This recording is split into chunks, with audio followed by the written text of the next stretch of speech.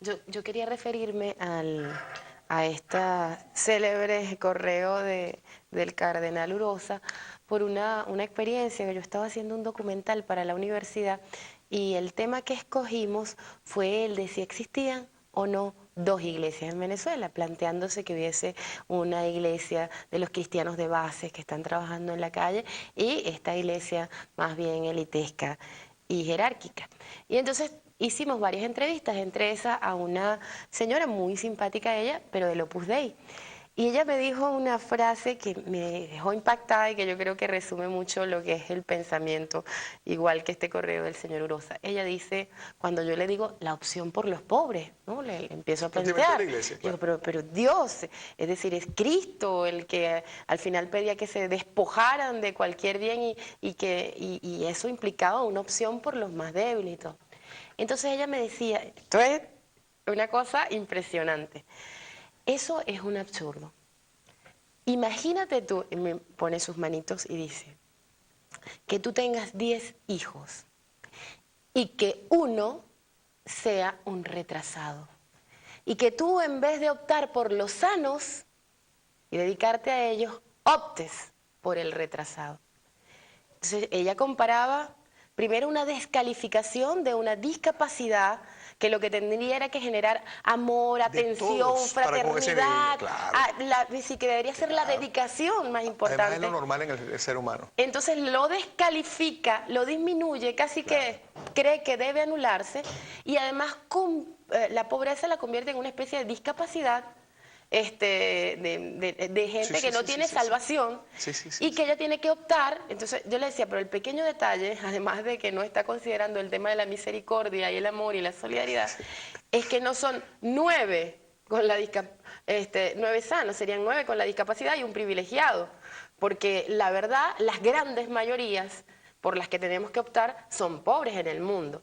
Pero la verdad yo lo decía con una tranquilidad, me daba todas las explicaciones y desde una intención que ella la calificaba de buena voluntad, decía que era un gran absurdo optar por quienes no tienen capacidades para desarrollarse. Esa era la Bueno, pero calificación fíjate que de una señora del Opus Dei en esa Venezuela. es la síntesis de lo que fue el pensamiento fascista en Europa, en la Europa de la primera mitad del siglo XX. Todavía hay representantes de esa filosofía, hoy en día hay, incluso en la política venezolana los hay, este, que son gente que piensa que en efecto Y están optando por intentar no, llegar están optando y a la asamblea. algunas son alcaldes, incluso hasta gobernadores hay de esa tendencia, lamentablemente.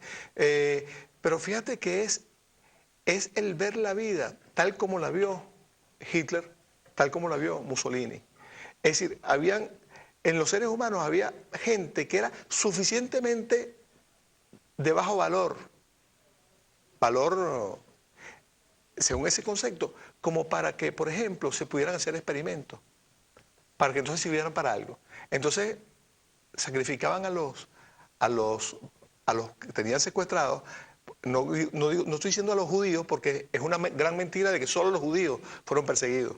En todo caso, los primeros judíos que fueron perseguidos y asesinados fueron los comunistas, Es que que el era un punto gran movimiento es que el en punto al Europa. principio fue un movimiento Comunistas político, judíos claro, también. pero ellos querían hacer una limpieza, pero entonces el judío, según esa filosofía, ya por ser judío, ya eras inferior.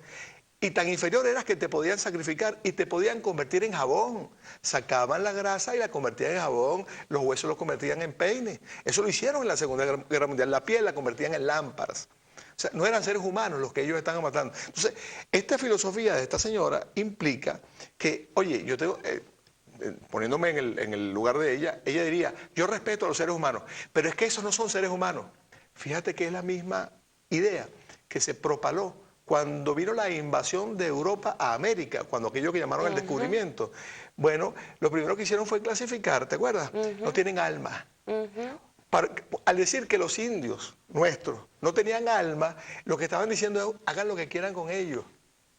Porque ustedes tienen Y que esas cuidar. tierras obviamente no le pertenecen. No, claro. Esto no es un saqueo, esto estamos No. tomándolo.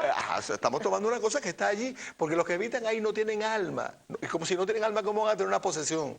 Bueno, fíjate, El problema está en que hay lo que se llama la superestructura ideológica. Esa superestructura ideológica justifica todas las cosas que tú vas haciendo. Esta señora allí está justificando. ¿Quién sabe qué cosas estaría justificando esta señora? A mí te digo, a mí lo que me da es lástima. A mí lo que me da lástima es que hoy en día algún ser humano y alguien que se diga cristiano pueda pensar de esa manera. Lo que da es lástima.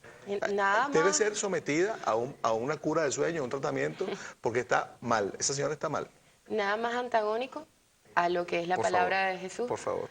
a las bienaventuranzas, al llamado a amar al prójimo Es que, como a sí mismo, es decir, es que por ahí esa señora estaría justificando que a Cristo lo hayan crucificado. Sí, señor. Claro. Hay una frase de nuestro maestro Simón Rodríguez, los camaradas de Vive la van a colocar allí en sus pantallas. En el sistema republicano, las costumbres que forman una escuela social producen una autoridad pública y no una autoridad personal, una autoridad sostenida por la voluntad de todos, no una voluntad de uno solo convertida en autoridad. Esto es todo el proceso de construcción de democracia, de construcción del poder popular, que es uno de los objetivos fundamentales de Claro. nuestro gobierno. Fíjate, esa es una idea central en Simón Rodríguez. Simón Rodríguez fue un hombre de ideas increíblemente avanzadas.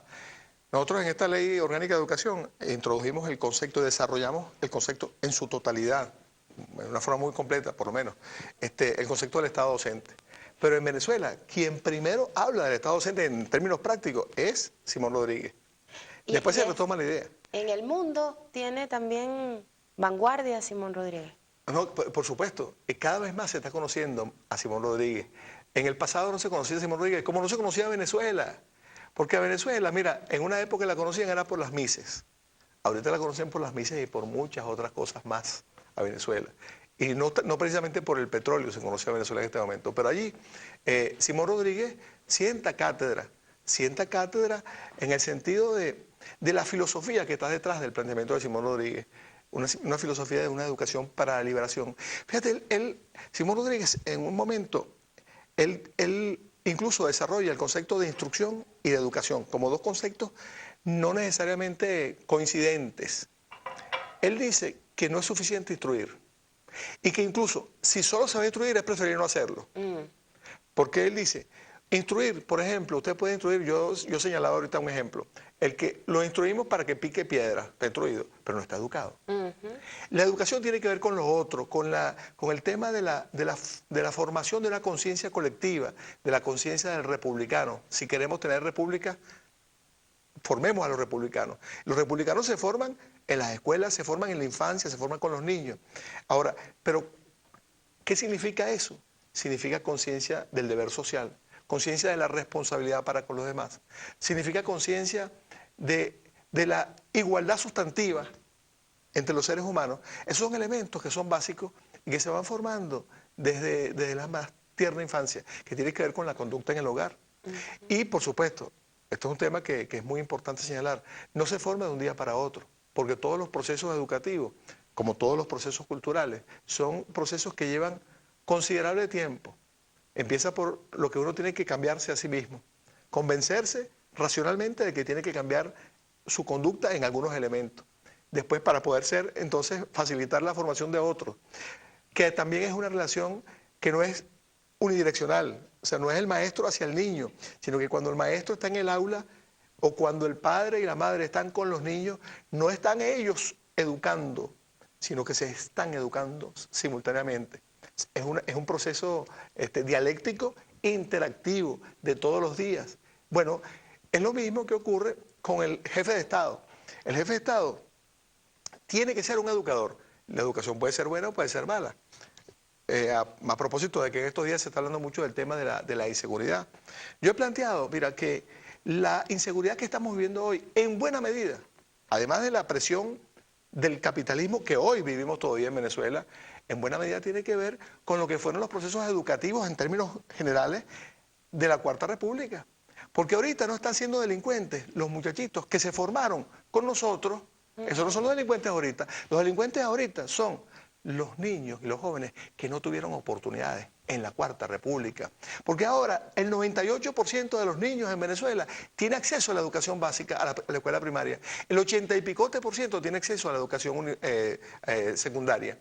Eso va a marcar una diferencia cualitativa importantísima, sustancial, para efectos de lo que va a ser la Venezuela de los próximos años. Yo recuerdo, y a partir de experiencias personales, pues trabajaba en Catia, en la comunidad de Simón Rodríguez, las barracas en el barrio en Manicomio.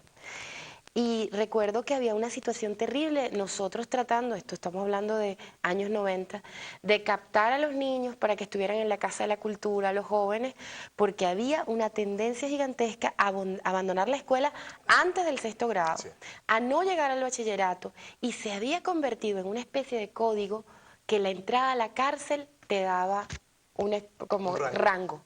Es decir, la violencia se convirtió en los años 90 en un código de los chicos que tenían la fuerza en el barrio. Trabajar para los que éramos en ese momento sectores de izquierda en resistencia, porque los muchachos no se nos fueran para la violencia, era un trabajo gigantesco, porque toda la escuela, el liceo, los medios, la sociedad conspiraba para convertirlos en delincuentes. El ejemplo que se veía por televisión es eso, pero fíjate, yo decía, el jefe del Estado, esa figura, tiene que ser un gran educador. ¿Por qué? Porque él genera una imagen que proyecta hacia toda la sociedad, buena o mala. Ahora, ¿qué teníamos nosotros como jefe de Estado en todas esas décadas? Bandidos, borrachines, tipos que estaban usando Miraflores para hacer negocios, que todo el mundo lo sabe. Hoy en día uno sabe quién es Diego Arria, por ejemplo, que ahora aparece ahí. Por favor, Diego Arria salió de aquí como ladrón. Carlos Andrés Pérez salió de aquí como ladrón. Y Carlos Andrés Pérez fue presidente de la República 2 veces.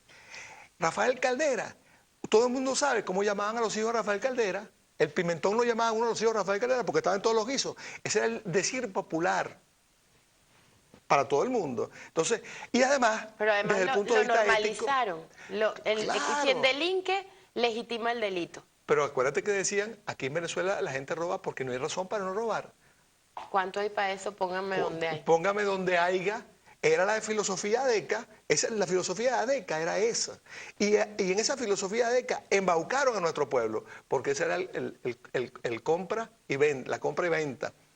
Yo te doy, te pongo donde haya, y tú me mantienes a mí en el poder, y eso me da poder.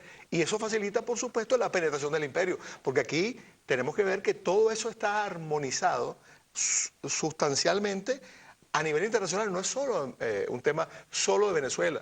Yo siempre digo que los ADECOS no existen solo en Venezuela. Los ADECOS han existido mucho tiempo atrás. Una vez le dije yo al presidente Chávez, antes de que fuera presidente, estábamos viendo un cuadro de Páez. Cuando él estaba electo, pero no había tomado posesión. Estábamos allá en la viñeta viendo un cuadro de Páez. Y entonces, él me vio a mí viendo el cuadro de Páez. Y entonces me pregunta, ¿qué opinas tú? Y yo le digo, ese es el primer ADECO que hubo en Venezuela, José Antonio Páez. Porque es el tipo que sale de la casa humilde, termina siendo un ladrón. Todo el mundo sabe que salió millonario, hizo cualquier vagabundería y además abandonó a la esposa. Porque el otro tema es el tema de la ética, de la moral. ¿Cuál es la imagen que proyecta el presidente de la República? ¿Es de un borrachín que tiene una mujer en Miraflores y otra mujer en la casona? ¿O es un hombre sobrio, que tiene respeto por la familia, que todo el mundo le conoce a la familia, que atiende a su familia adecuadamente, que respeta el valor de la comunicación, que respeta el valor de la solidaridad, que proyecta esa imagen? Mira, todo eso forma parte del sistema educativo. Entonces, los niños que tenemos en este momento, o mejor dicho, la gente que hoy en día cae en la delincuencia, fue la gente desatendida, fueron los niños, los muchachos desatendidos en la Cuarta República. No hay manera de que alguien nos pueda acusar a nosotros que los muchachitos que hoy en día, desde el 2 de febrero del 99 hasta hoy, esos muchachitos, consecuencias que son producto de nuestra educación, son los delincuentes de hoy. No es verdad. Entonces yo soy de los que piensa que en materia de seguridad nosotros vamos a dar cambios importantísimos. Solamente el hecho de que nuestra población ahora, 1,5 millones solamente en 2 años, 1,5 millones de venezolanos recibieron la posibilidad de leer y escribir. Solamente eso significa un cambio sustantivo de las condiciones de vida y por tanto la proyección, las aspiraciones de nuestra gente. Gracias, profe. Nos vamos a hacer un brevísimo corte y volvemos en este programa especial con el profesor Héctor Navarro, nuestro candidato lista por el Estado Miranda.